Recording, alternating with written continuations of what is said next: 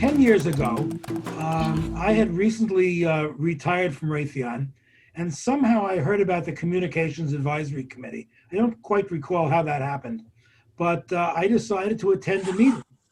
And the next thing I knew, I was on the committee. And that's how I met Ken, who had already been involved in this for some number of years. I stayed on the committee for about 3 years. I felt then, and I continue to feel, that they're doing a good job, an important job for the town. Ken is a real good technical guy and a good manager and a good person to run that group. Sorry to have swollen your head, but you don't have a hat on. So you don't have to worry about whether it'll press against something.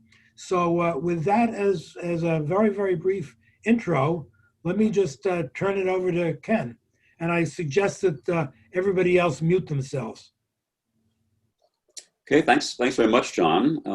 Thanks for the introduction there as well. Looking at the list of attendees here at today's meeting, I see Harry Forsdick and George Burnell, who are the two people who are most responsible for getting me on the Communications Advisory Committee in the first place, back about 2007 or so. And of course, now my phone is going to ring here. Okay, let's take care of that. Hopefully that won't happen again. All right, so anyway, I joined the Communications Advisory Committee back in 2007, and I've been the chair of the committee since about 2013 or so. So that spans John's time joining the committee as well. So let me begin by giving you some of the basics about the Communications Advisory Committee, a little bit of the history of the CAC and cable television and other related stuff in Lexington, talk a little bit about cable TV licensing, talk a little bit about public access cable, specifically Lex Media and the role that the CAC plays with Lex Media, and also talk about wireless communications, the role that the CAC has in looking at wireless communications facilities in Lexington, and sort of finish up with some of the issues that we're facing on the committee currently. And feel free to chime in with questions at any point. I've actually never attended one of these meetings, so I don't know what your usual format is. I don't have a PowerPoint presentation. I'm just going to wing it with some notes that I have. So if I don't, go into quite enough detail on one topic or other, please feel free to, shout out a question or whatever, and I'll do my best to address it. So let me begin by giving you the basics of the CAC. We are an advisory committee to the Select Board, formerly the Board of Selectmen. The committee is chartered to have 11 members. We're appointed to 3-year terms that roll over in September. And as it happens, one of our committee members who was up for renewal this past September asked not to be reappointed. So we have an opening on the Communications Advisory Committee. So I guess this is a recruiting ad. If after today I've intrigued you about the CAC and you'd like to consider becoming a member, please feel free to get in touch with me and we can talk about it, and you can submit an application to join the committee. So that's the recruiting ad for today. The committee typically meets on the 3rd Thursday of every month, except for July and August. We meet at 6:30 in the evening. Usually, of course, it's at the town office building. We skipped most of our meetings this past spring, obviously, and now we're back to meeting once a month in this format via Zoom.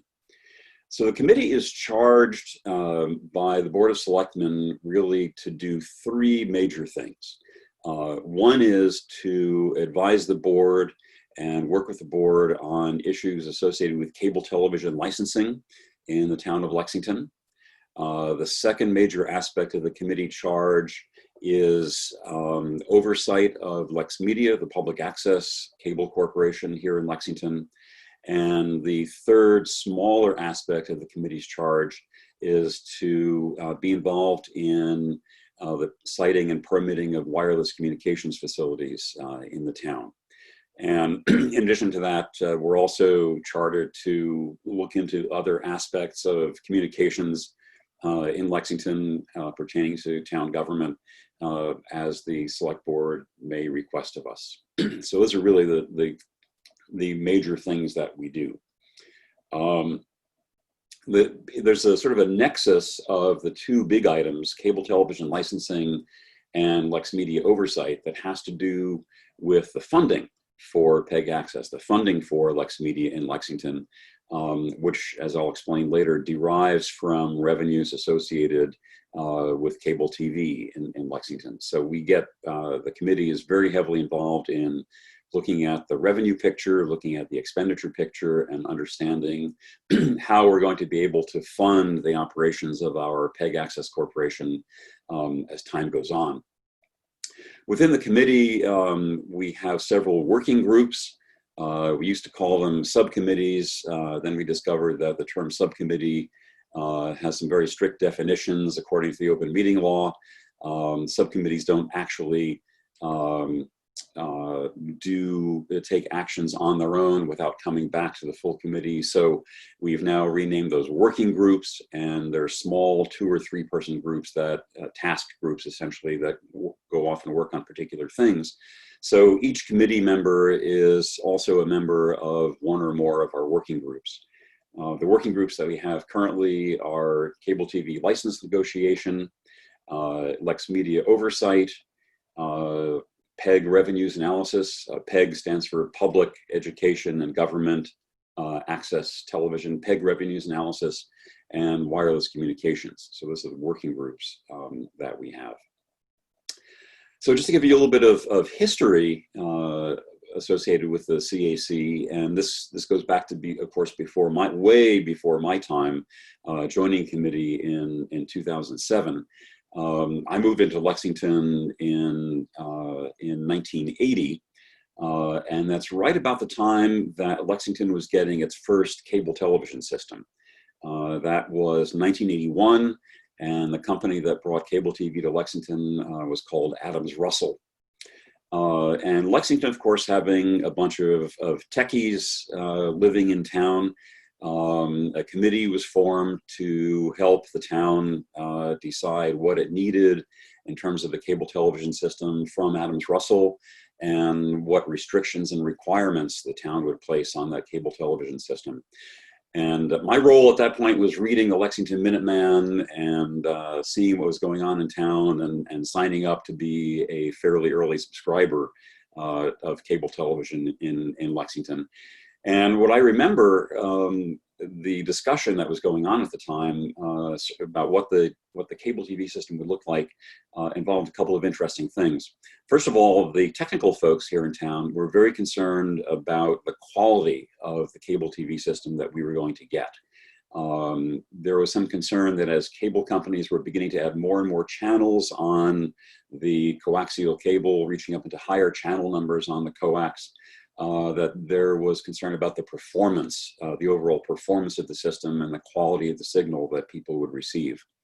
So Lexington was fairly unusual in that what Adams Russell actually deployed was a 2-cable system.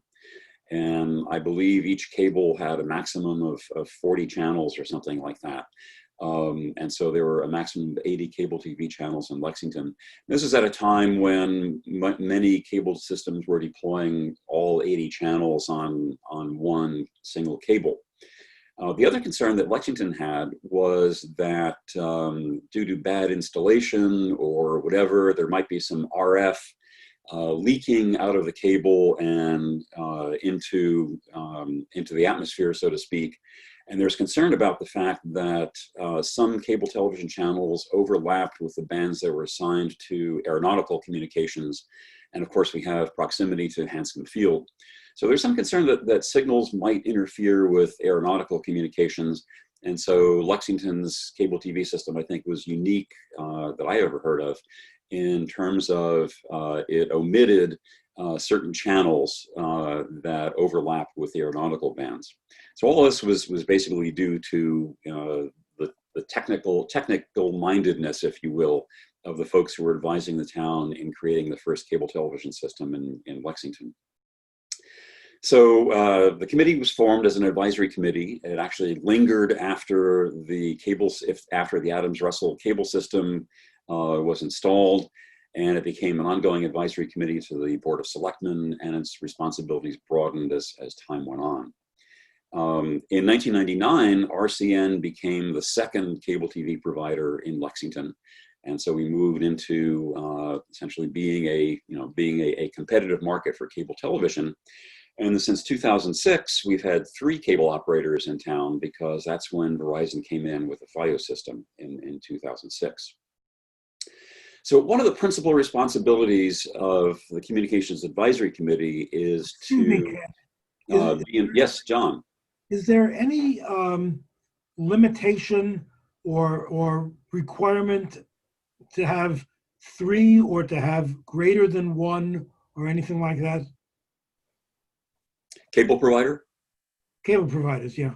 No, absolutely not. There are lots of towns, certainly in the state and around the country, that have just a single cable television operator. And it's an interesting question, because if there is only a single cable television operator in a municipality, then there is no competition, and the municipality can get involved to some extent in economic regulation of that cable provider.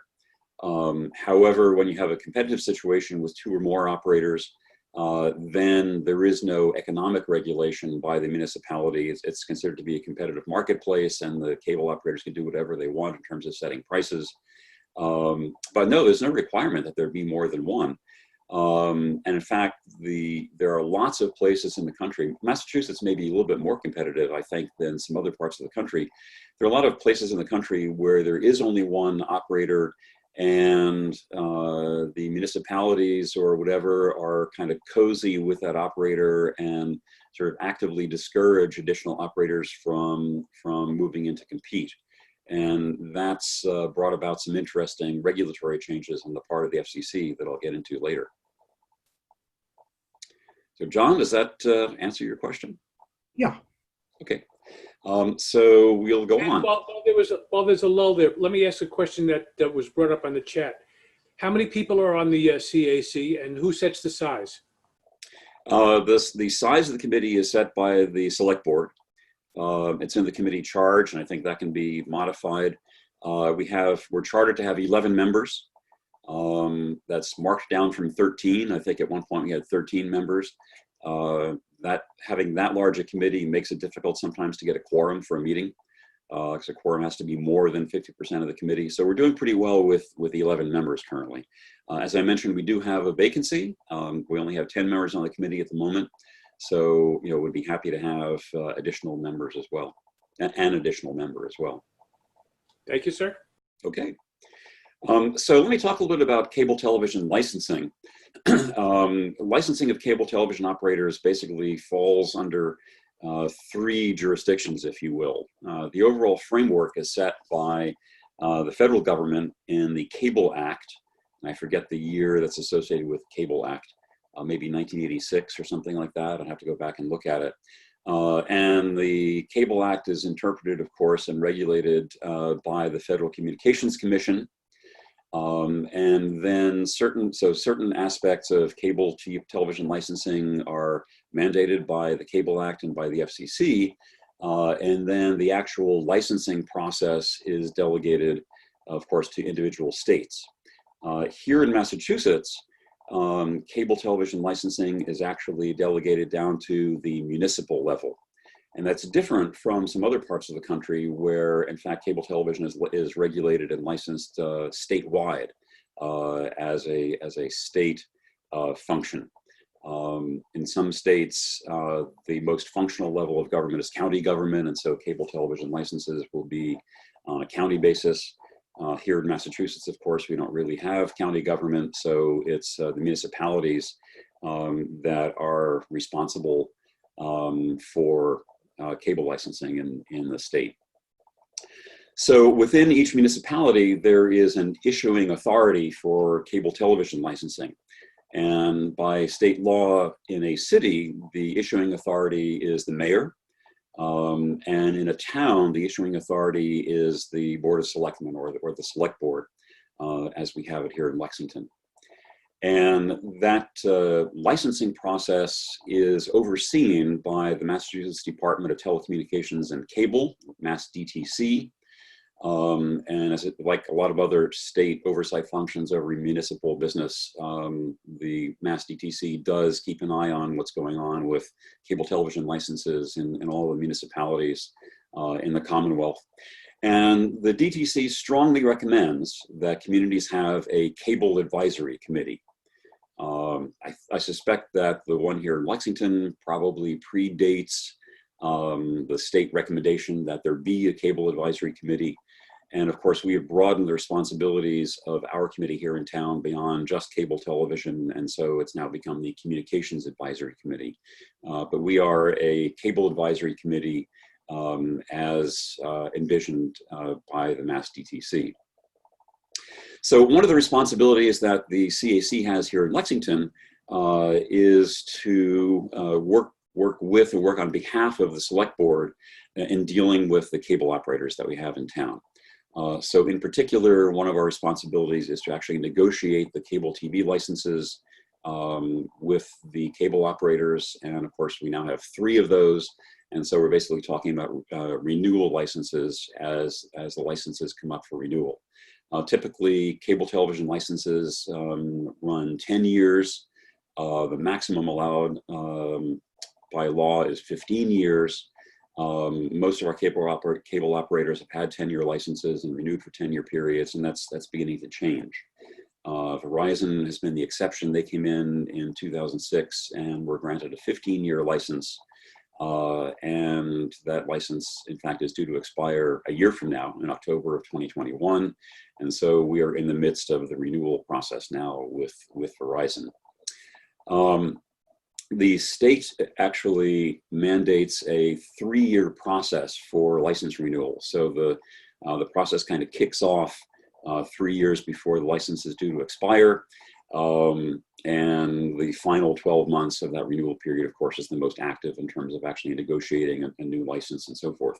But one of the aspects of the license renewal process is referred to as ascertainment, where as one license is drawing to a close and we're getting ready to grant a new license to the operator, the community is supposed to go through an ascertainment process to determine how well the operator has performed its responsibilities to deliver cable television service in town, and also to determine what future needs the community has for cable television service from that operator. So we're in the middle of the ascertainment process for the Verizon license renewal right now. And in fact, the Communications Advisory Committee meets tomorrow, starting at 6:30 via Zoom.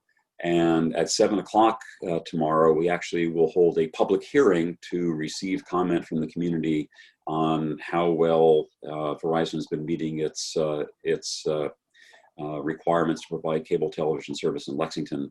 So that's a public hearing has been advertised in the Lexington Minuteman. I sent out an email to Harry's Lexington email list last week about it. And people are free to join in tomorrow at 7 and make comments about Verizon's performance as a cable TV operator in Lexington. So because of this 3-year cable TV renewal cycle, there's really never a dull moment on the CAC with regard to cable TV license renewals. And that's why it's one of our standing working groups.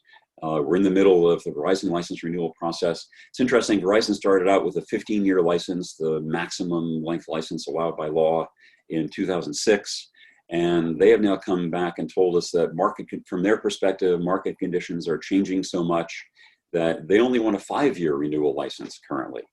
Typically, renewal licenses have been 10 years. They just want a 5-year renewal license, and we'll come back and take a look at things again 5 years from now. Or 5 years from next October. And in practice, that means that they get their 5-year renewal license in 2021. And by 2023, we will be beginning the 3-year renewal process again with Verizon. Comcast is operating under a 10-year license. It expires in 2024, which means that next August we've got to kick off that renewal process. And as I said, Verizon is going to have a 5-year renewal license, so that will expire in 2026. RCN is under a 10-year renewal license, which expires in 2029. So that means we have a little breathing space until 2026 to begin the renewal process with them. Yes, John. I believe you mentioned this on the Lexington list, but if Verizon or if any of the companies comes to the end of their period and doesn't get renewed, what happens to all the people who have service from that group? Well, if the license is not renewed, well, obviously, if the company withdraws from providing cable television service in Lexington, they said, the company says, we don't want a renewal license. We're gonna stop being a cable provider in Lexington.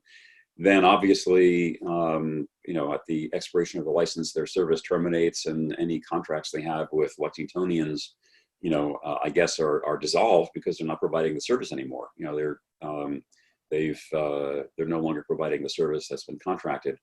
Sort of a less likely scenario is that the municipality and the cable operator fail to reach an agreement on a renewal license.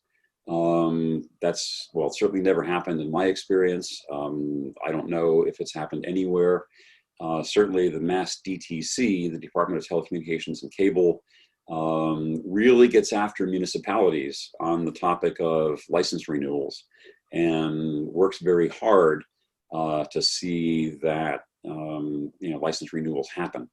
We had an issue with the Comcast license renewal a few years back, where changes were being made to the renewal license draft right down to the end, and there were some timing issues on the Comcast side. So there was basically, we were working towards an agreement. We all knew that there was going to be an agreement, and I think there was a period of a week or two when Comcast may have been technically operating without a license, but there never was an expectation that the license would not, in fact, be renewed. So that, everything continued normally, even during that little legal lapse. And what are the requirements for a new carrier to decide to enter the market? What if ABC, Comcast, or whoever wants to come in and you start competing in Lexington as well? Well, the first thing they have to do is get a license from the town of Lexington to build and operate a service. I actually don't know what the process is for that. I've only been involved in license renewals. I'm sure that if we went to the Mass DTC website, they probably outline what the entire process is. I don't know. I've never actually had to look at that. I think that it's unlikely at this point, since we already have 3 providers. I think it's pretty unlikely that a 4th would want to come into town. If you look at what's going on with streaming and over the top, video on top of IP and so on and so forth, I think it's unlikely that anyone is going to want to actually hang new cable or fiber on utility poles in Lexington and offer a new service. And in fact, that's actually a good point. The whole motivation for why there is a cable television license at all is that traditionally a cable operator has needed to hang wires on poles or bury wires underground, and that requires permission from the municipality to come in and hang those cables. And so that basically is what drives the need for a license. Interestingly, the town only gets involved in regulating the cable television service. We don't regulate, all of the cable operators now are triple play providers, right? They've got cable television, telephone, and internet. The municipality only gets involved in regulating cable television. Telephone is regulated at the state and federal level. Internet service is barely regulated at all at the state and federal level. And in fact, for both telephone and internet, for both RCN, or all three of RCN, Comcast, and Verizon. For telephone and internet, those three companies are telecom carriers. They're telecom providers, not cable providers, in providing those services, and they're regulated at the state and federal level. So the only thing that a cable operator needs to get a license for from the town is to hang cable and provide service to locations in Lexington. Ken, later on, will you be discussing the 5G and the fixed 5G technologies and how that might affect licensing? By popular demand, I will. Yes. Thank you. So does having three providers mean there are three cables strung along every street of Lexington? Absolutely. In fact, if you look, go out and take a look at the utility pole running down, the utility wires running down your street, and there is literally a pecking order from top to bottom on the utility pole. At the very top is EverSource power, whatever the high voltage is running down your street. Either one high voltage line or three high voltage lines if you're on a main street. Those are the ones that feed the transformers. Below that is the 120, 240 volt power drop wires that feed power into your home. Below that is RCN. Below that is Comcast, and at the very bottom is Verizon. Both fiber for Fios and copper for plain old telephone service. And there are a couple of places, I don't know if it's still the case, at one point Lexington had fire alarm boxes, and those wires hung on the poles also somewhere in there. There are a couple of other communications carriers that got licenses to run service and cable in Lexington. There's one some years back called Metropolitan Fiber Systems, and I don't know what the status of their stuff is, but that hangs on poles as well. So yeah, every provider has their cable on the poles or in the conduits underground. Ken, there was a question in the chat that talked about pricing. Can you talk about Lexington's pricing versus other municipalities in Massachusetts and the neighboring towns? I can't, because with since we have a competitive situation with three operators, there is no economic regulation of cable television service in Lexington. We just don't get involved in it at all. And it's typical for most of the cable operators.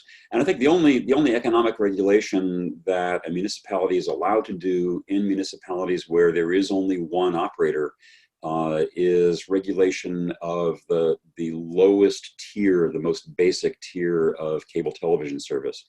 Everything beyond that is market-based, and typically what the operators like to do is to maintain, the same pricing across at least the metropolitan area, if not an entire state, so that they can do uniform advertising and so forth. Thank you. Any other questions before I move on? Okay, so we're talking about cable TV licensing and the role that the CAC has in negotiating renewal licenses. Another role that the CAC has with regard to cable operators is handling subscriber complaints. State regulations provide that a subscriber who has a complaint about their cable television service, of course, should try to work that complaint first with the cable operator directly.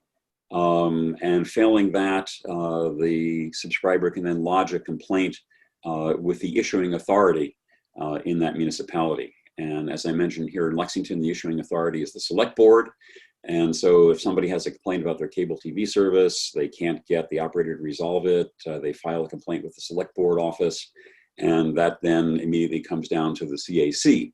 CAC members, all 11 of us, take turns being the complaints representative on a monthly basis. And if we get maybe 3 or 4 legitimate complaints per year, that's pretty typical, I think, for for what happens. So each of the cable providers has a government relations representative that we deal with, and they're pretty good about looking into the situation and, you know, in a pretty honest way, understanding what the situation is and why it's not being resolved. You know, why the subscriber's having the issue that they're having. Again, our formal role is only with regard to cable television service. Typically, however, if there is a complaint about internet or phone service, the government relations reps are pretty good about trying to figure that out as well. So an example of that, for those of you who are on the Lexington list, this past summer, people were reporting intermittent problems losing internet service losing their Verizon internet service from time to time. And the service would go away and it would come back. And they weren't getting anywhere, subscribers weren't getting anywhere with the normal tech support process because it was an intermittent problem. It's very hard to track down. They were being treated as individual problems and there seemed to be some commonality. So we were able to get the Verizon government relations rep involved. He was able to go to a higher level of tech support, and eventually they were able to do some correlation and determine that there was some piece of Verizon equipment that was in fact having intermittent problems that served a whole bunch of customers. They replaced that piece of equipment and the problems were resolved. So that's the kind of thing that we are able to do. So as I mentioned, we don't regulate price, so we can't really respond to price complaints. We sometimes can help resolve billing issues when the wrong thing happens. We had a complaint recently from someone who recently moved into Brookhaven. Brookhaven only has Comcast. He was formerly an RCN subscriber at his home. The Comcast installation was messed up. They set up an email account for him. They neglected to give him the temporary password. He couldn't find anybody who knew what it was. A whole bunch of issues that we're trying to get resolved for this particular person at the moment. We don't regulate price. The town also does not regulate content. So we can't really speak to any decisions that the providers make about the content of their cable television packages. Do you know what the prices are? Yes, we get copies of the cable company's documents. When they change their pricing, they do send copies of their price lists and so on to the town, and we get copies of those. We don't really do anything with it except to note it and to understand that somebody might have some comment about it.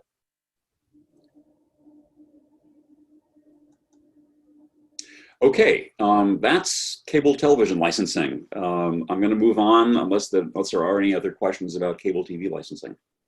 Yes, is a license a contract? Yes, yeah, it's a contract. Mm-hmm. So are there is performance in the contract? And sanctions about performance?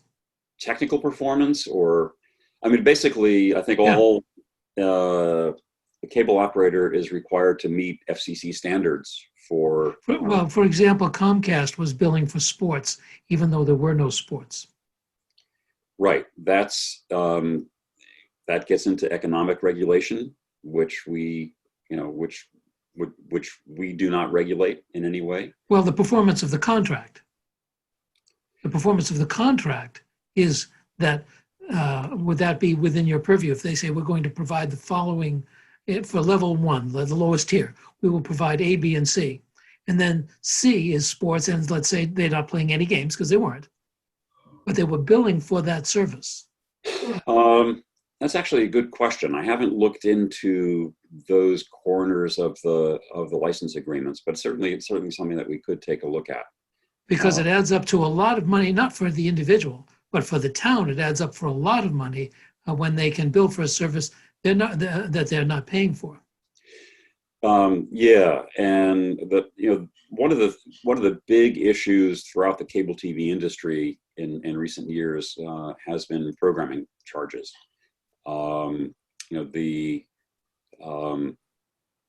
The programming providers, let's see, there's a term for it, multi-channel video. there's an industry jargon, a 3 or 4 letter abbreviation for it. Anyway, multi-channel programming providers, let's say, the folks who actually come up with the programming and distribute programming to individual cable operators to carry on their systems. There's been a lot of tension between cable operators and programming providers in recent years about the charges for those programming packages. I think one of the big ones a few years ago was ESPN. ESPN has a lot of market leverage and market clout. ESPN is a channel that every cable operator has to have available to its subscribers because people want ESPN. This is maybe a little bit less true than it was 10 years ago. And so ESPN took the approach that said, well, if you want to be able to carry ESPN, first of all, you also have to take these additional ESPN provided channels. And second, you have to make ESPN itself available on the tier of programming that is the most popular, the one that has the most subscribers on your system. So you don't have to carry ESPN on basic cable, on the basic cable tier, but on the step-up package from basic cable, the one that most subscribers buy before they get fancy add-ons, you must carry ESPN on that channel, on that package. And ESPN demands a lot of money for its programming. And so there was a lot of, there were issues of folks saying, I have absolutely no interest in sports. I don't want to pay for sports. I don't want ESPN on my cable package. Sorry, there's no way to get out of it because the contract between the cable operator and ESPN's corporate parent basically required that ESPN be carried, and therefore, be the charge for ESPN be incorporated into the cable bill for that tier. Well, I understand that part. But what I'm really addressing is not performance, but in a contract is non-performance. Now, cable TV says, well, there's a force majeure. I can't have sports because they can't play because of the COVID. I can't, as a company, we can't control that, which is very true. But then when they continue to charge for it, that is their option to not charge for it. If they were to say, gee, I'm awfully sorry, force majeure, we can't give you ESPN, we can't give you, Fox TV or whatever it is. So therefore, we're going to knock it off the bill until we get it back, and we'll let you know, as compared to continuing to bill it. Jerry, that's exactly what my Comcast bill did. Yeah. The flip side is that they delayed that for 3 months, but go ahead. The flip side of that is that, what we're hearing from, you can read this in the press, what the cable operators are saying is that, yeah, but we are still carrying programming that ESPN, for example, pick on ESPN, we're still carrying the programming that ESPN is providing. ESPN is still charging us, the cable operator, for that programming. And so we have no choice but to turn around and charge our customers for it. And, what's ESPN providing? Is it providing, live sports? No, it's not. But they're filling up the channels with, reruns of old games that may or may not be interesting and so on and so forth. And they're saying, yeah, we're still providing sports programming. See, look at the stuff from 5 years ago. Therefore, we're not, so there's a tension between the programming providers and the cable operators. The programming providers, aren't giving the cable operators any relief on what they're charging, or maybe they're giving them some relief. And meanwhile, the cable operators are being pressed by their subscribers for reductions in costs, reductions in price because the programming is stale. So that's a tension that's going on. What providers have done on an ongoing basis is to increasingly make the point to subscribers that, they've got programming costs and they're passing on these programming costs to subscribers. So if you look at your cable bill, you've got the sports surcharge and you've got the broadcast television surcharge. And this is all, reflective of ever increasing charges on the part of the programming providers on the operators, which the operators then feel compelled to pass on to their subscribers. And that's been an ongoing issue for a number of years now. And it's certainly been, the issue has been heightened now, as you point out, with the lack of live games, the providers of sports channels are saying, "Yeah, we're still giving you sports programming. See, so we're meeting our contractual obligation." Does any contract say that X% of the programming provided on this channel must be live current sporting events? I don't know. That's certainly not, that would be in part of the contract between ESPN and Comcast or RCN or Verizon. I have absolutely no idea. Anything else on cable TV licensing before we move on? Okay, so the second thing that I want to talk about is the CAC's role in oversight of the access corporation that we have here in Lexington. And that is Lex Media, of course, today. And this comes under the heading of public access, educational, and government programming, and the three channels that we require our cable TV operators provide at no cost to the town to carry this type of programming. And this is something that's specifically provided for in the Federal Cable Act and provided for under state regulations. Essentially, as part of the deal at the federal level is, okay, cable operator, you want to make some money selling cable TV services in a community, you've got to do a public service and provide public access channels as well. And so that translates into three channels that we have on our cable television systems. We have successfully negotiated with RCN to get those three channels in HD as well as in standard definition. Until now, both Comcast and Verizon have been resistant to providing high definition channels. And we're hoping that we can get high definition channels from Verizon in our current license renewal. John. Before you get into all the current stuff with Lex Media, can you spend a couple of minutes just giving, I hate to call it the history, but how the thing got started and the funding, a little bit about the funding profile? Sure. I know absolutely. I understand, but many others probably are unaware of.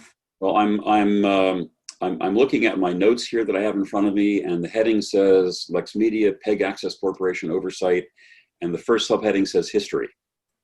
So, thank you very much. Bye. Great lead in, John. Thank you.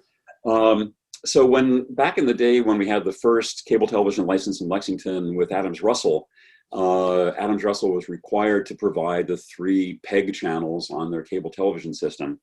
And they were also required to provide the facility, the studio facility for public access television and staff. They were basically required to run the public access cable facility in the town of Lexington. And so at that time, the cable access studio was on Waltham Street and Concord Avenue, I believe. There's a development there called Kite's End. And that's where the cable television studio was for the town of Lexington, and it was operated by Adams Russell. Adams Russell and the license went through several ownership changes.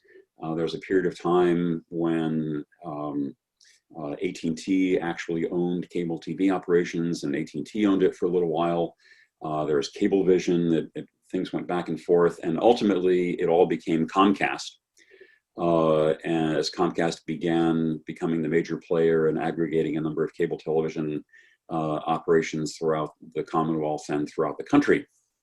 And Comcast wanted out of special obligations, including running public access television in town.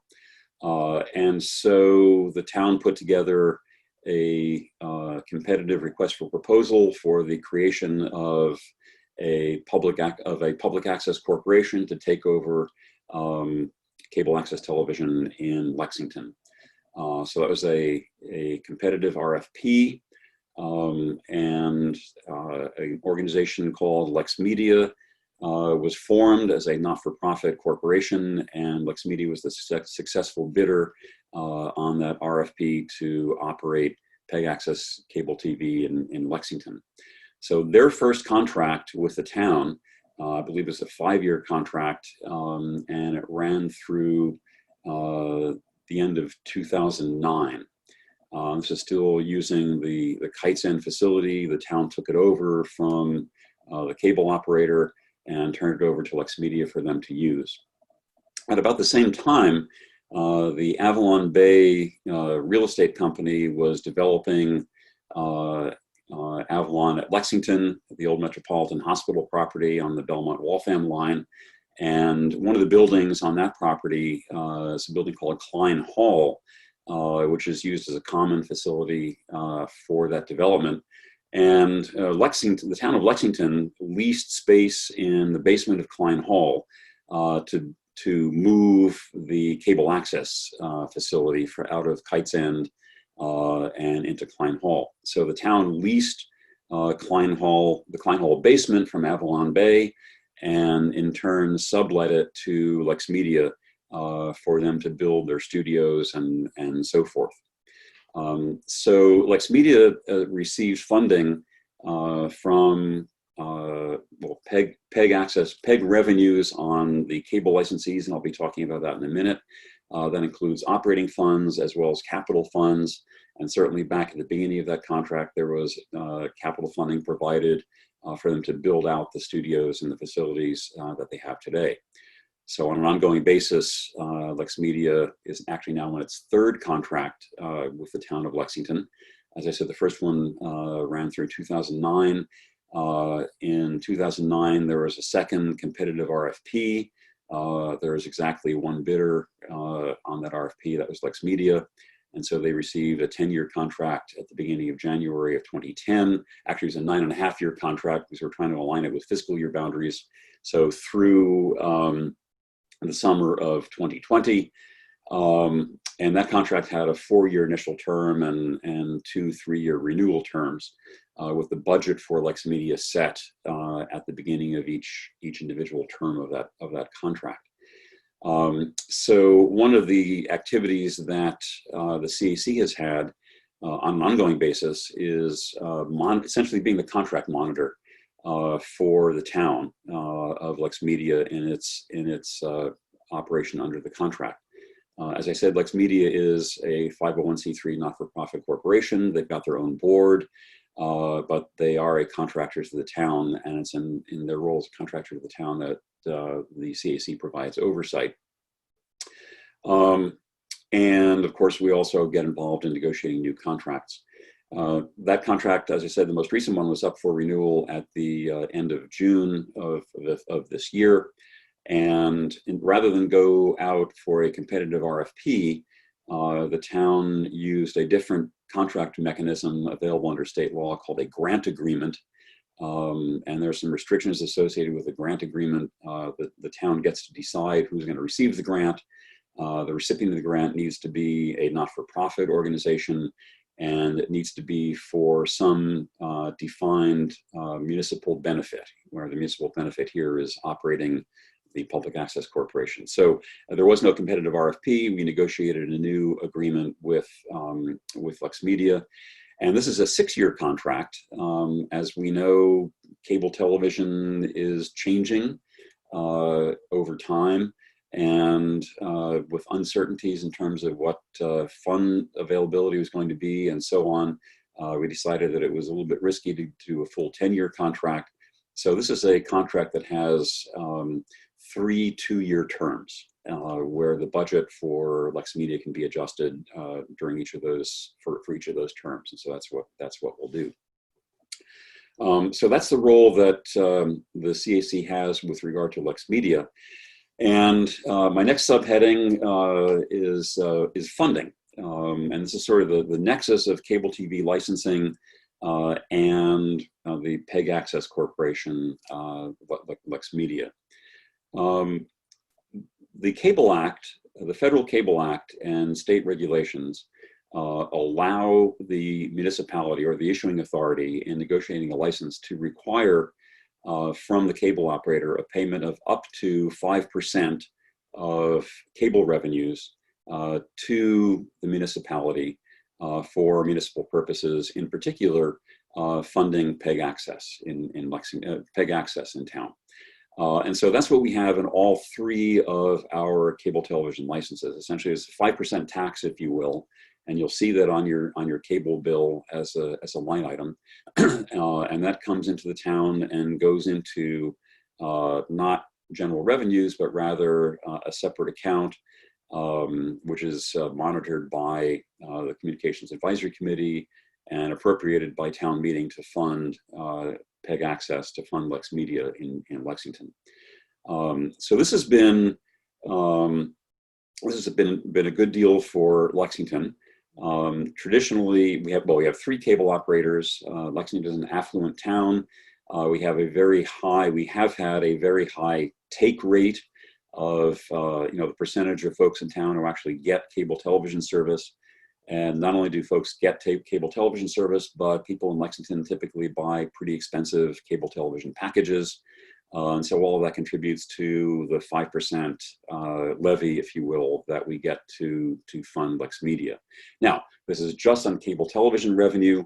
It doesn't include telephone service revenue. It doesn't include internet service revenue, just cable TV revenues. So we've basically been able to more than fund Lex Media's needs for their operation.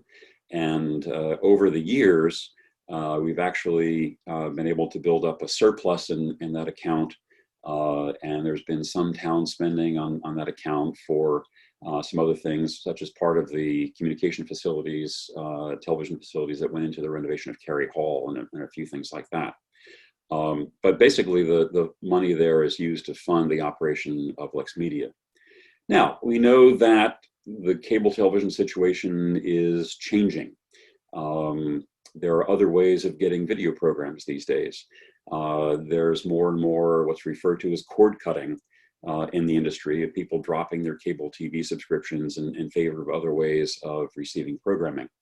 So over the past 5 years or so, we've seen the subscriber counts, which are reported every year by the cable TV operators to the state and copied to the town. We've seen the subscriber counts on the part of all three cable TV operators falling over time. Until very recently, the revenues haven't declined because cable TV packages have gotten more expensive. And so the revenue has sort of stayed pretty stable.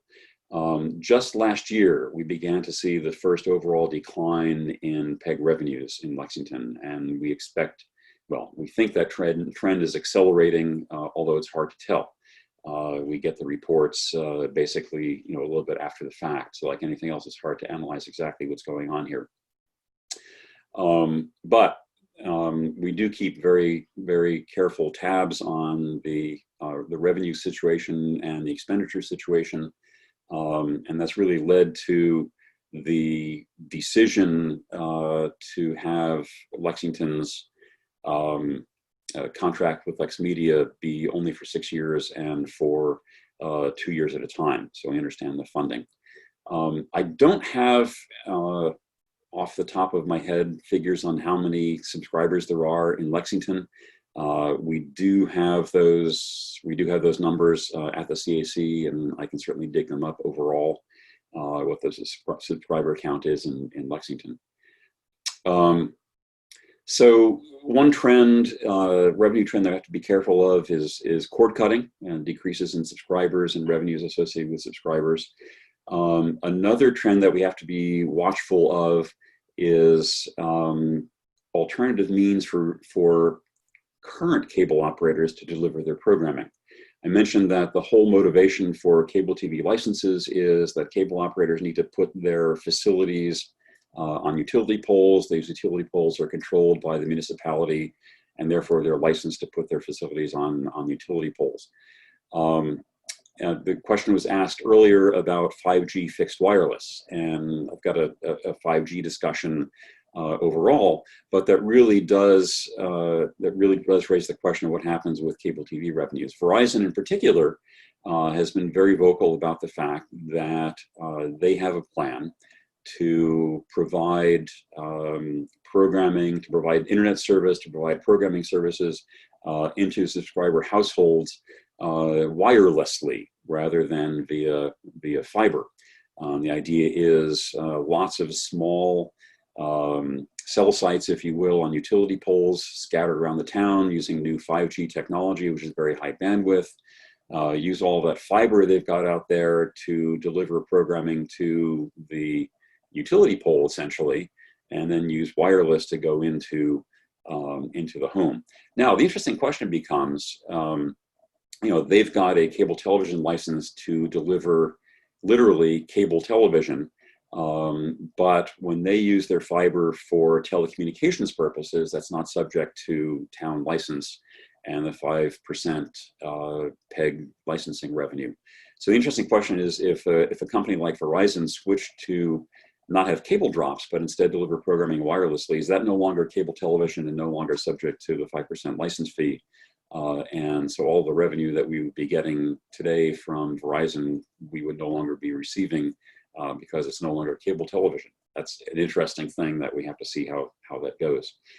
The other thing that's contributing to concern about PEG revenues in Lexington, well, all across the country, is recent FCC regulatory action. The question was asked about municipalities who only have one cable TV provider. And apparently in large swaths of the country, that's the case.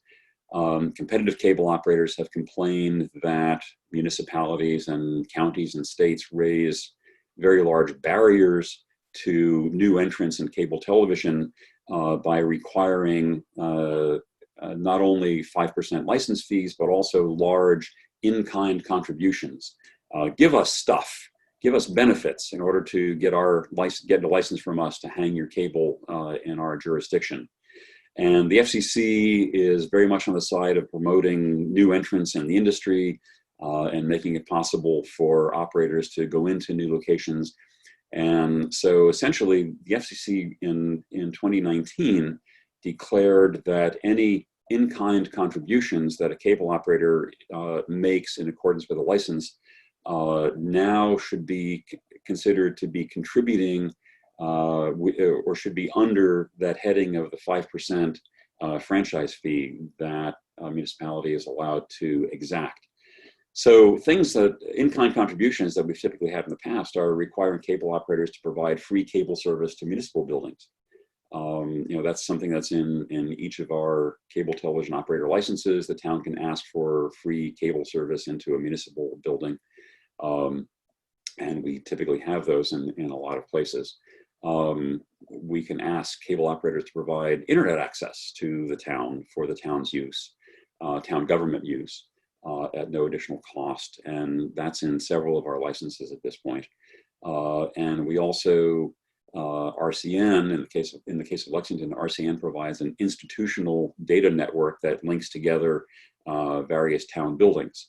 And that is considered an in-kind contribution in accordance with the license.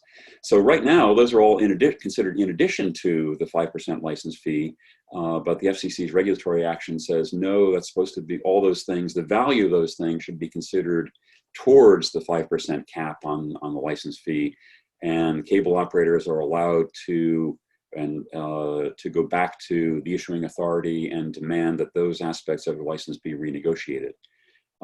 That hasn't happened here in Lexington yet. It's going to be really interesting to see what Verizon's demands are as we go into license negotiations with them. So all those things are pressuring the revenue that we get to fund Lex Media. And it will be very interesting to see over time as those revenues trend downwards, what does the town want to do about it? We like the service that Lex Media is providing to the town. Do we want to I'm sorry, I'm sitting in a room with a telephone. Do we want to decrease the services that Lex Media provides to the town? Do we want to appropriate town general funds to continue operating Lex Media at the same level that it has been? We'll have to see how that goes. And we'll be looking at this essentially every 2 years as we go forward. Any questions about funding for Lex Media before I move on to the next topic? Ken, yeah, just one thing generally. The problem about the 5% revenues, that's probably a nationwide problem, correct? Yeah. So what's your sense of what's going on across the country? Because and clearly we're not alone. You know, from discussions with your peers and other interest groups, you know, what do you think the future holds? Right. Well, this was a regulatory proceeding conducted by the FCC back in 2018, and it actually went through the usual regulatory process, which is the FCC says, "Hey, we're thinking about doing something. Here's what we're thinking about doing. Everybody who's interested, please comment on it." So that's essentially what happened as a regulatory process in 2018. And as you can imagine, the cable operator, John, I see your hand up, and I'll come to you in just a moment.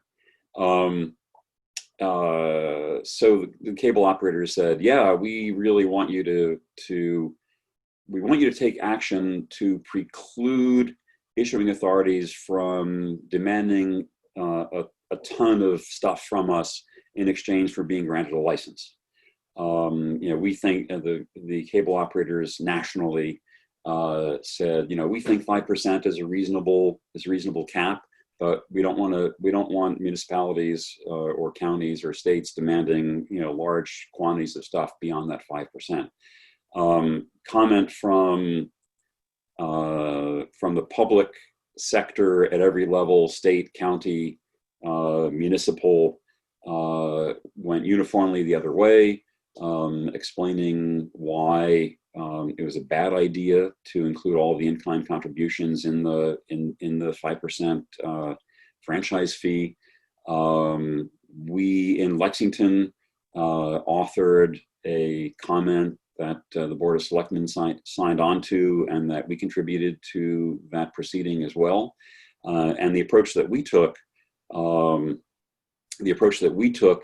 in our comment was to say, you know, this may be an issue where there's only one cable operator and somebody's trying to break in, but we've already got a competitive situation, and so this really shouldn't be applicable in a situation where there is already good competition among providers in town. Well, the FCC went ahead and promulgated these rules anyway early in 2019. And you know, the current FCC is very much inclined to support the telecom industry, and not so inclined to support the public sector in its needs and so forth. So, you know, we'll see if anything changes, you know, come January. But I believe that there will probably be some court cases. You know, I haven't heard of any yet. I haven't seen anything new on this score. But we may indeed see something there. I saw something pop up on my screen. Someone raised the question of what's the budget, and I guess I can just say that LexMedia is funded currently. LexMedia is funded in the range of about $500,000 per year. That's roughly LexMedia's budget. John, you had your hand up. Yeah, to sort of extend Peter's question, Lexington is surrounded by a whole bunch of other towns, each of which operates presumably somewhat differently. Don Nelson is one of our members who's on this call right now. Mm-hmm. And my recollection is that he's on the CAC for Winchester. There probably are people that you know from other towns. Are there reasons for the members of half a dozen communities to get together to figure out how to do things somewhat in unison and maybe obtain better licensing?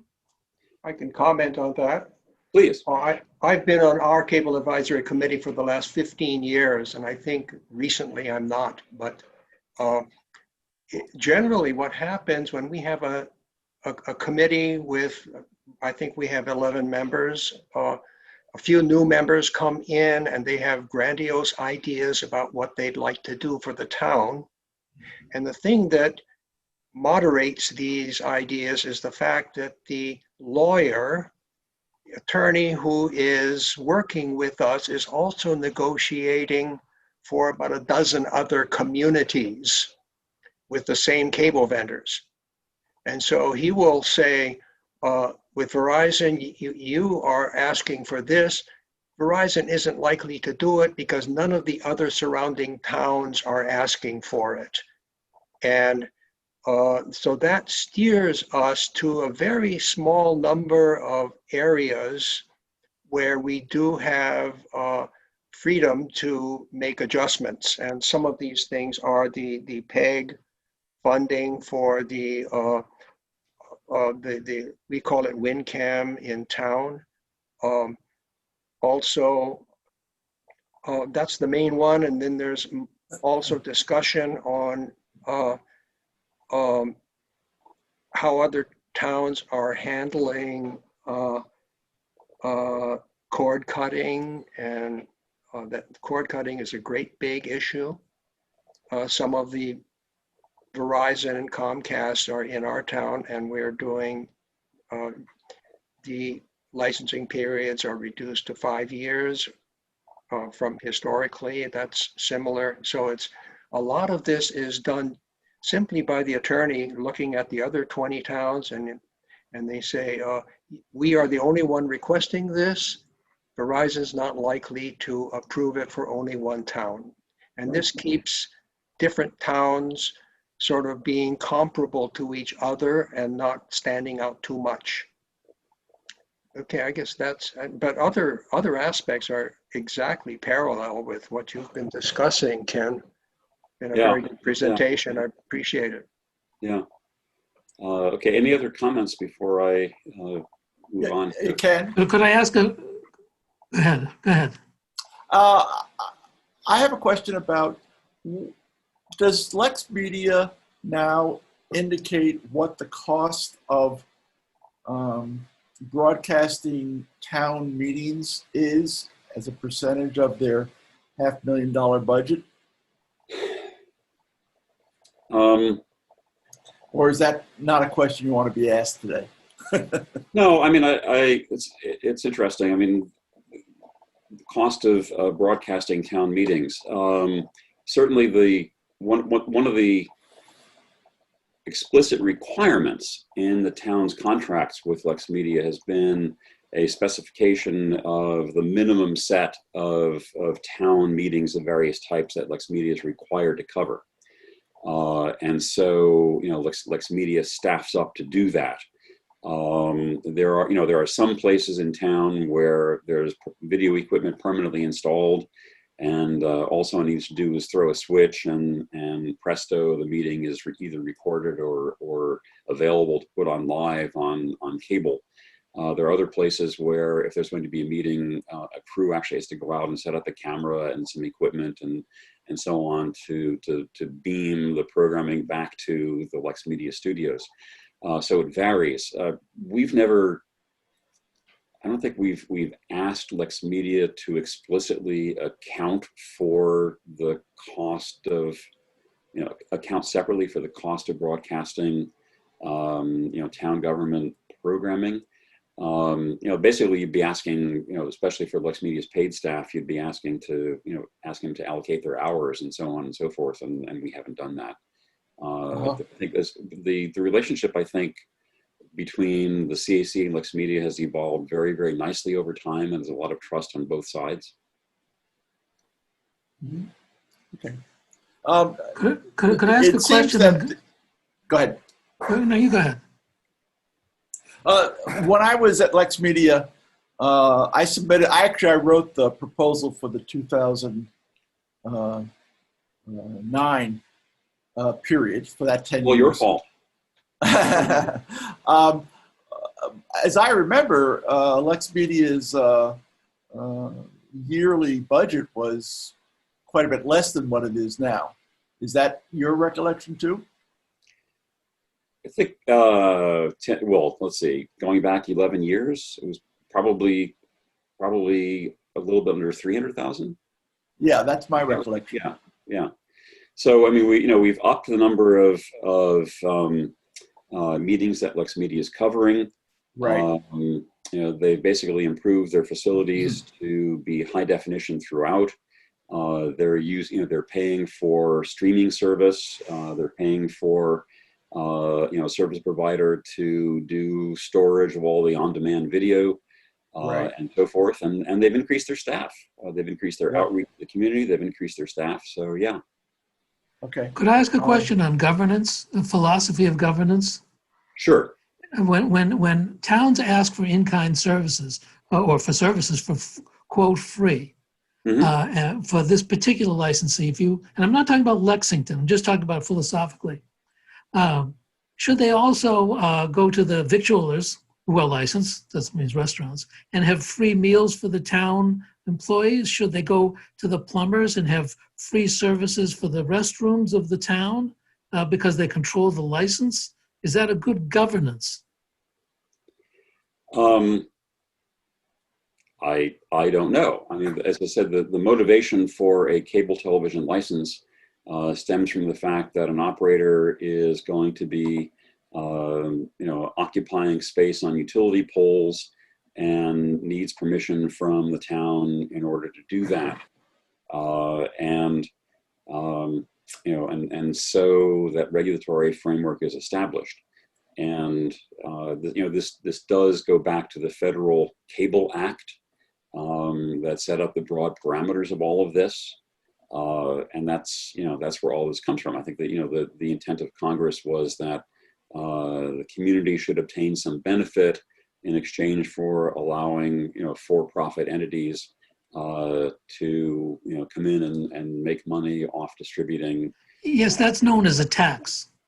Yeah. Okay. That's a straightforward tax as compared to asking licensees to pay, to provide services. Because I like the idea of free meals, but any licensee as a form of governance, I think that there is subject to abuse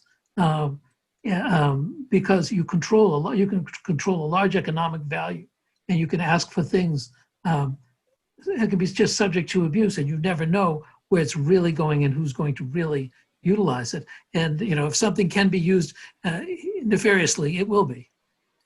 Jerry, the provision for the town to make these requests is built into the federal law that enabled the 5% tax that the cable companies are required to make on every. Well, you're correct. But now they're saying if you make an in-kind contribution, free cable, that should include that, because obviously they are frowning upon it. The town extracting additional services. The town extracting additional services. No, I don't think the town is asking for additional services. They are asking for the services. No, they are asking for the services that are provided for. The purpose of the 5% was indeed to allow the towns to have. I'm not talking about the 5%. I'm talking about free cable for the town building, which currently is not included in the 5%. Is that a good idea for governance? I guess the FCC doesn't think so. The current FCC doesn't, but the previous, when I was involved in it, the FCC was very supportive of the idea. Well, now they've woken up. I don't know. I'm just saying, as a philosophy, as a philosophy, I'm not against anybody. I'm an independent. I hate everybody. Equal opportunity. Hey, Jerry. I'm saying as a philosophy of governance, that's all. Jerry, you're a pulmonologist. You weren't in charge of slippery slope. Yeah, I'll charge you to breathe. The philosophy, starts with the Cable Act, which, the Federal Cable Act, which says that, issuing authorities may require in-kind contributions as condition for obtaining a license. But that's the government saying the government should do this. That's the fox guarding the hen house. Well, okay. Well, I understand it. I'm just raising objections. Okay. Well, contact your congressman, I guess. It's 11:14. I think I'm operating with the hand that I'm dealt here. Certainly, I haven't thought about. Okay, and I think we ought to let you go along because someone has just pointed out you got 15 more minutes. Okay. Well, I would just point out that Jerry is advocating what the FCC just mandated, that everything be in the 5%. Yeah, and I think that and ostensibly, the industry and the FCC are pointing out that there are certainly places in the country where there have been greedy issuing authorities demanding an awful lot from new entrants to gain access, to gain a license to come into a municipality. So, and we'll leave that there. I want to talk about fairly quickly, the third much smaller role that the CAC officially has from the town, and that is with regard to wireless facilities licensing. The town has a zoning bylaw that establishes what wireless operators are required to do in order to build a new cell site, a wireless cell tower in town. And if that wireless facility is on private property, then it must follow the zoning bylaw. And the zoning bylaw currently requires a special permit for the construction of any wireless communication facility. And that zoning bylaw also specifically calls out that the Communications Advisory Committee shall review wireless facilities applications to make sure that they are compliant with FCC regulations before the planning board begins the process for review to issue a special permit. So this is another activity before the CAC. It's a very small one, maybe one, in some years, maybe two applications on the part of wireless carriers to construct a new wireless facility somewhere in town. And really the CAC's role is limited just to look through the application and make sure that they follow the FCC guidelines in preparing the application. And it is rare indeed that they haven't done it correctly because they pay engineering firms to write these things in accordance with the FCC regulations.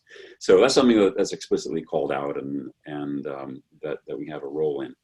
Does the CAC have any staff or anybody? No, the CAC has no staff. The CAC has no town staff support. It's all us, folks like us doing stuff on behalf of the town. Ken, can we tie this back to the 5G stuff that we talked about a little earlier? Almost there. Oh, all right. Almost there. I just wanted to say, there's other things that the CAC has looked at from time to time. When I joined the committee in 2007, the big topic was municipal Wi-Fi. Should the town of Lexington build a Wi-Fi network that covers the town and that town residents could access for free? And what would some of the implications of that be? And the CAC had been tasked by the Board of Selectmen to look into that. And that's something that I got involved in when I joined the committee. And we reached the conclusion that it wasn't such a good idea for the town to get into that kind of activity. And there's a report that we did that I don't know whether it's currently available on the town website or not, but if it's not, it should be. But basically, what we concluded was Lexington is not a dense city. There would be a significant investment to provide Wi-Fi all over the town. We had 3 broadband operators in town that had commercial offerings. We would be setting up a free municipal service to compete with commercial offerings. Probably not a good idea. There were businesses in town that offered Wi-Fi service as part of their business plan, if you will, to attract customers. We didn't want to compete with that. And I think the recommendation for free municipal Wi-Fi basically said the town should provide publicly available Wi-Fi in town buildings. And so you'll see that today now. I think the deployment is pretty much complete across all municipal facilities. If you go to a meeting room somewhere in town, not that we're doing that these days, but if you go to a meeting room somewhere in town, you'll find a publicly available Wi-Fi signal. And that's in addition to the protected Wi-Fi system that's set up for town staff to use. So there's that as well. That's an example of a special study that the committee has done. What are the issues that are facing the CAC today, and that anybody who joins us on the CAC will find themselves enmeshed in? The big thing really right now is small cell sites, and particularly 5G. Going back about 3 years or so, we began to see requests from wireless operators to deploy small cell sites, essentially cans, on top of utility poles. And this is originally with 4G technology. The notion being that there were places in town where there was a need for additional coverage, and it wasn't feasible to build a large-scale macro cell site. And so small cell sites began to become available. They're mounted on utility poles, typically in the public right-of-way. And that has the advantage that there is no zoning requirement for stuff that's on utility poles and public right-of-way. So that's something that's fairly easy for providers to do and for the town to grant permission for. So we began to see 4G small cell sites deployed in town. And as soon as you start seeing things appear on utility poles near you, you do get some folks who are concerned about what are the possible effects of having this facility right across the street from my house or right next to my house. And so we've seen a little bit of comment and so forth on that from residents in some cases. We think that the big thing about small cell sites is going to be as the industry moves to 5G technology, which is inherently much shorter range technology than previous generations of wireless technology. And so we're going to see, we believe, over the next few years, a real proliferation of small cell sites on top of utility poles, on public right-of-way, on utility poles on private property, small cell sites on buildings and other places where there are wireless facilities today as well. And there are really two kinds of 5G installations. 5G mobile, which is really the next generation of cell phone technology, if you will, for voice and data. And also 5G fixed wireless, which is using very, very similar technology, not to supply a signal to a device that's moving around from place to place, but rather as a way of getting a data signal from a wireless provider into a fixed location, such as a subscriber's home. Verizon's been the carrier that's been the most aggressive about talking about doing this. Verizon is in a very interesting position, really, among all of the cable providers that we have in Lexington. They're the only one that is a telecom utility for fixed landline telephone service, for wireless service, mobile cell phone service, and also for cable television. And they've got their fiber that is hung throughout the town, a lot of which is being used to distribute cable television today, but which also carries a lot of data and so forth. So one theory seems to be that Verizon especially is likely to begin requesting the installation of 5G fixed wireless cell sites, if you will, on utility poles on a neighborhood by neighborhood basis or block by block basis, that they would then use to provide data service, high bandwidth data service into individual residences, perhaps eventually replacing the cable drop, the fiber drop going into those residences. And that would be essentially a stream of data that could be used to deliver video programming, it could be used to deliver internet data, it could be used to deliver telephone, all as one coordinated bit stream beaming into your home. So that's one of the big issues, and it's going to be very, very interesting to see how that plays out. We're very interested to see if that leads Verizon at some point, like maybe 5 years from now, to say, we're no longer a cable television operator. We're going to cut all those wires coming into your homes. By the way, issuing authority, the fiber that we have here is no longer being used for cable television service. It's all data, it's all regulated at the telecom level. And oh yeah, by the way, we're delivering lots of programming over that data stream, but it's not really cable television. We think that might be the direction that Verizon goes in. It remains to be seen. And it's something we're going to be paying a lot of attention to as time goes on. So that's the the brief pitch on 5G, and I would be happy to entertain questions in this area of the presentation.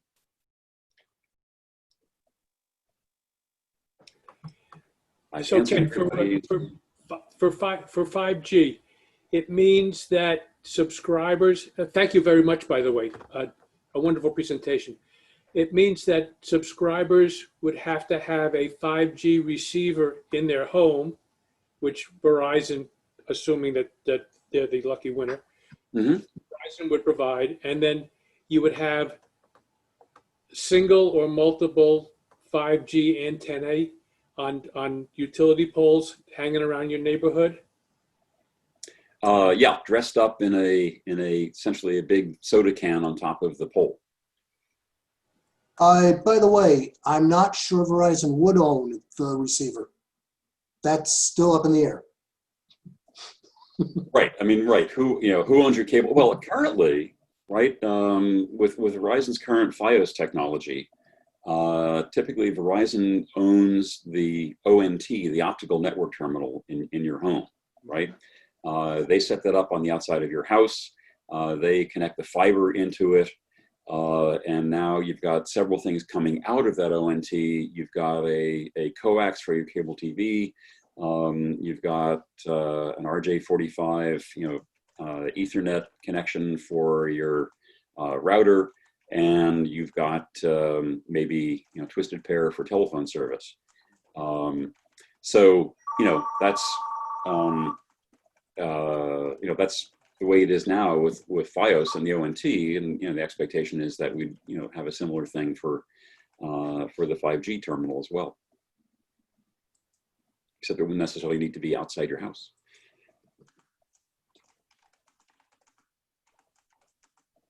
So what I understand you saying is that going forward, there's going to be a discussion as to whether cable television has migrated from a video broadcast signal to a data stream in terms of regulation and taxing.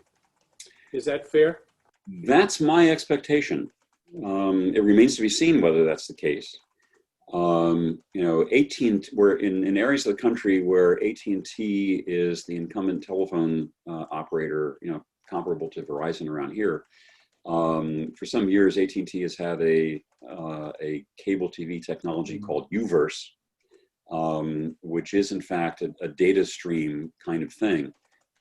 If you had AT&T Uverse service, you had something that's akin to a cable set-top box, but instead of tuning one of many channels that are delivered on the coax, what the Uverse box actually did was pick a data stream and tell the head end, send me the data stream that corresponds to channel 27. And so that's basically the kind of thing that we would see, on steroids. I think if cable operators went to delivering video via 5G wireless. Yeah, back in Chicago, I had Uverse, and it was a lousy service. It failed so badly. And by the way, that's why they abandoned it. It was ahead of its time. I mean, yeah. It was an architectural idea that was probably just right for now. Yeah. It works well with 5G wireless, but it never worked with twisted pair copper. Yeah. Well, that's right. One of the things about AT&T Uverse was that they were going the cable drop from the pole or from the node in the neighborhood to the house was on twisted pair, right? Yep. So very limited in data rates. I'd forgotten that. Thanks for reminding me. We kept running into data ceilings. Yeah. You won't do that with 5G. To follow up, so the discussion about what is video and how it's brought to your home, that's going to end up being a federal question. If my understanding of what you're saying is correct. I believe that it should be. Yes, absolutely. It's and not, what is video programming? I think is the if you have somebody who's in the business of distributing video programming, I think cable television these days is referred to as linear cable television because everything's on the wire and you pick what you want to watch. And that's different from an experience where any of the over-the-top video services like Hulu or whatever, where you go to a service and you tell it what you want it to send you right now. So it's a different experience. But what happens when Comcast begins acting just like Hulu or Netflix or any of the other streaming services, and Verizon starts doing that with their branded service, and they tell you, hey, all those programs that you used to be able to tune off your cable or off your Fios, don't need to do that anymore. We'll just send you the stream that you want. Interesting. Yeah, I don't know where it's going, and I absolutely agree with you that it's something that needs to be addressed at the federal level. I mean, what I would personally like to see is federal legislation that says that when you deliver that range of multi-channel video programming, that is subject to the same sort of need, if you will, for municipal benefit as we have today with cable television. In other words, the need for a 5% franchise fee should not be tied just to the fact that there's cable hanging on poles, but that you are using the telecommunications resources because you're delivering, you are using cable hanging on poles to get the signal close to the house, just not into the house. So we'll see. So following up with a question that I saw on the chat, how is Directv handled in Lexington? You've got the little antenna that you mount on your roof or on the side of your house, and you aim it at the satellite, and you get the signal. And it's not regulated in any way by the town of Lexington or by the state. I think Directv service is regulated, by the FCC at the federal level. It's a direct satellite broadcast service. And maybe there may be some zoning aspects of, to what extent are you allowed to attach the Directv antenna to your house? Yeah, so that may be a precedent in terms of the question we're asking. It certainly could be. Ken, are you still looking for somebody now? We are, yeah. We do have one opening, and I actually want to take exception to a bit of what Steve just said, which is you don't have to be a nerd. If you look at what the CAC does, some of it's technical, some of it is a little bit more legal, if you will, regulatory in nature, and certainly oversight of Lex Media is a completely different thing. You're dealing with what a community access provider is doing, and how they're doing it, and how well they're doing it, and are they meeting the needs that the town has for the kinds of programming that they're doing, and so on. So that's not nerdy at all, or it's a different kind of nerdy. It's not technical nerdy. It's TV production nerdy in a sense. Specialized, not nerdy, specialized.